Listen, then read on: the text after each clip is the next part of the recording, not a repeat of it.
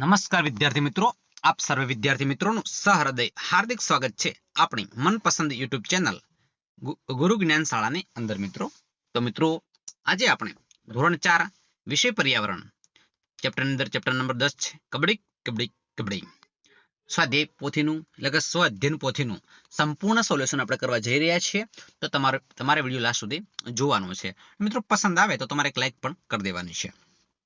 તો તમારો વધારે સમય નથી લેતા આપણે પ્રશ્ન તરફ આગળ વધીશું. પ્રશ્ન નંબર 1 છે, પ્રશ્નના જવાબ લખો. તમને ગમતી રમતોના નામ લખો. મને ક્રિકેટ ગમે છે, ખોખો ગમે છે, સંતાકુકડી ગમે છે, લંગડી ગમે છે, બેડમિન્ટન ગમે છે, ચેસ ગમે છે, કેરમ ગમે છે વગેરે રમતો મને ગમે છે. બે ટીમ બનાવીને રમાતી હોય તેવી રમતોના નામ જણાવો. ક્રિકેટ ગમે છે, ફૂટબોલ ગમે છે, વોલીબોલ ગમે છે, લંગડી ગમે છે, ખોખો ગમે છે, હોકી ગમે છે, કબડ્ડી ગમે છે, બાસ્કેટબોલ ગમે છે વગેરે બે ટીમ બનાવીને રમાય છે. શું તમે માનો છો કે છોકરા અને છોકરીઓ માટેની રમતો સરખી હોવી જોઈએ? કેમ? હા, છોકરા અને છોકરીઓ માટેની રમતો સરખી હોવી જોઈએ, કારણ કે છોકરા અને છોકરીની આવડત સરખી જ હોય છે. પ્રશ્ન નંબર 4 છે, કેટલીક રમતોમાં દાવ લેનાર બીજાને અડકવા જાય છે. આવી રમતોના નામ લખો. કબડ્ડી છે, ખોખો છે, આંબલી પીપળી છે, પકડદાવ છે વગેરે રમતોમાં દાવ લેનારા બીજાને અડકવા જાય છે. પ્રશ્ન નંબર 5 છે, રમતની જેમ શાળામાં પણ કેટલાક નિયમો હોય છે. તમારે શાળાના નિયમો લખો. અમારે શાળામાં બધા બાળકોએ યુનિફોર્મ પહેરવો, નિયમિત શાળાએ આવવું, ગૃહ કાર્ય ન કરનાર વિદ્યાર્થીઓને વાલીને સાથે લાવવા જેવા નિયમો હોય છે. પ્રશ્ન નંબર 6 છે, રમતમાં રમી શકાય ને વર્ગખંડમાં કે ઘરમાં રમી શકાય તેવી રમતોના આપણે નામ લખવાના છે.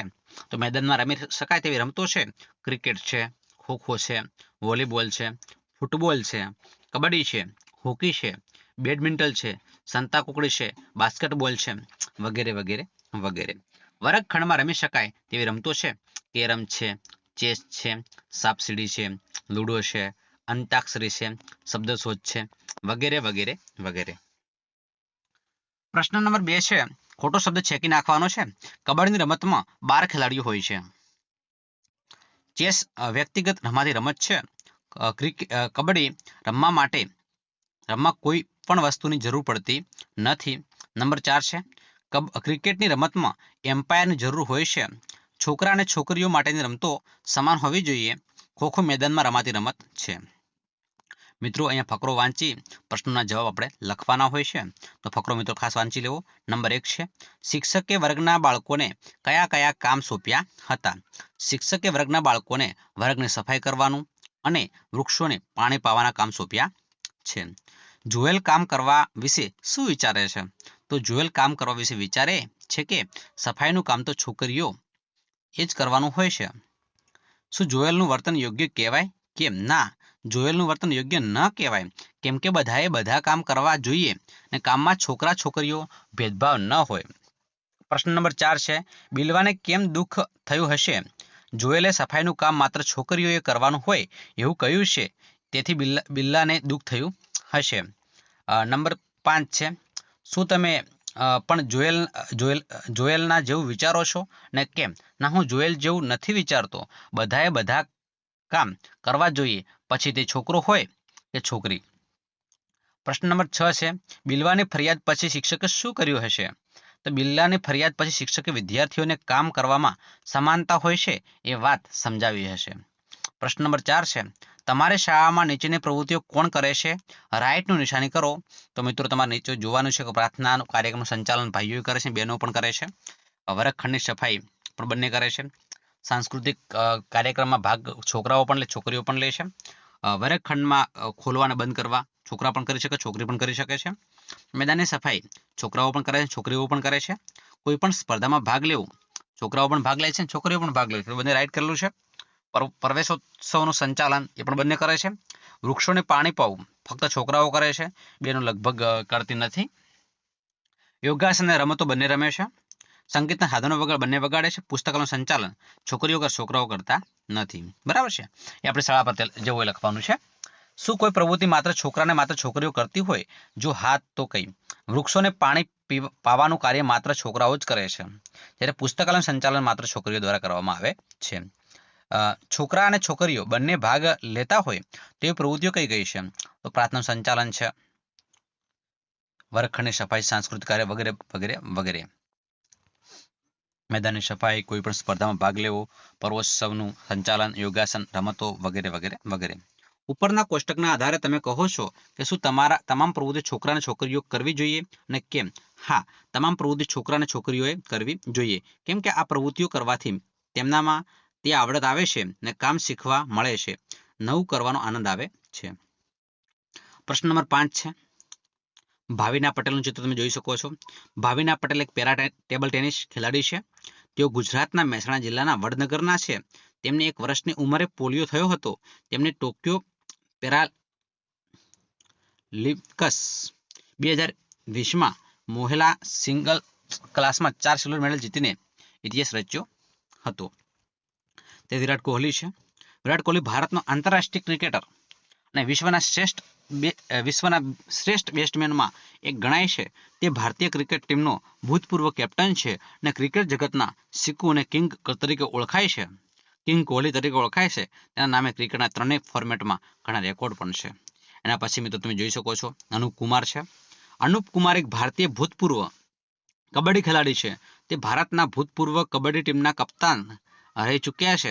તેના શ્રેષ્ઠ પ્રદર્શન માટે તેને કેપ્ટન ફૂલ તરીકે ઓળખવામાં આવે છે.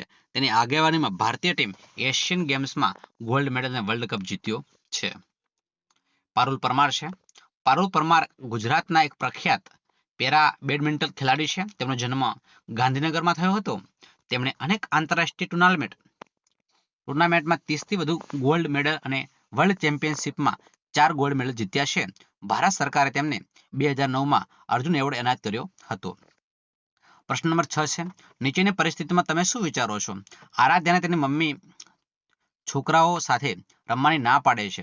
તો આરાધ્યાની મમ્મીને સમજાવીશ કે છોકરા અને છોકરીઓ સાથે રમે છે તો તેમાં કશો વાંધો નથી. રમવામાં આવા ભેદભાવ ન રાખવા જોઈએ.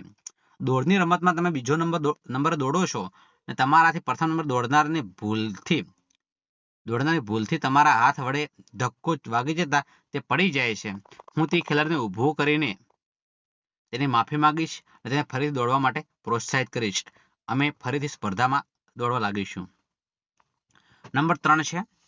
રમત દરમિયાન કોઈને ઈજા થાય તો સૌપ્રથમ અમે તેને પ્રાથમિક સારવાર આપીશું અને જો ઈજા વધારે હોય તો તેને ડોક્ટર પાસે લઈ જઈને તેની સારવાર કરાવીશું. નંબર 4 છે. તમે તેને તમારો મિત્ર સામસામેની ટીમમાં રમો છો તે તમને સારું પ્રદર્શન ન કરવા માટે લાલચ આપે છે. હું તેની લાલચમાં આવીશ નહીં. હું રમતમાં મારું શ્રેષ્ઠ પ્રદર્શન કરવાનું શરૂ રાખીશ અને મિત્રને પણ સમજાવીશ કે આમ કોઈ ખેલાડીને લાલચ આપવી ન જોઈએ. મિત્રો પ્રશ્ન નંબર 7 છે. ચિત્રના આધારે પ્રશ્ન આપણે જવાબ લખવાના છે. આ કઈ રમતનું ચિત્ર છે? તો આ ચિત્ર હોકીની રમતનું છે. આ રમતમાં આ સમૂહમાં રમાતી રમત છે. તે વ્યક્તિગત આ રમત સમૂહમાં રમાય છે. શું આ રમત માત્ર છોકરીઓ જ રમી શકે છે? ના, છોકરીઓ પણ આ રમત રમી શકે છે. છોકરાઓ રમે છે ને છોકરી પણ રમી શકે. કુલ ખેલાડી કેટલા હોય છે? તો 18 ખેલાડીઓ હોય છે. રમનાર ખેલાડી કેટલા હોય છે? તો 11 ખેલાડી હોય છે. અને અવેજી કેટલા હોય છે? તો અવેજી મિત્રો 7 ખેલાડી હોય છે. આ રમત રમવા માટે કઈ કઈ વસ્તુઓની જરૂર પડે છે? તો આ રમત રમવા માટે હોકી સ્ટિક અને દડાની જરૂર પડે છે. આ કયા દેશની રાષ્ટ્રીય રમત છે? તો મિત્રો આપણા દેશની રાષ્ટ્રીય રમત છે ભારતની. અવેજી ખેલાડીની જરૂર ક્યારે પડે?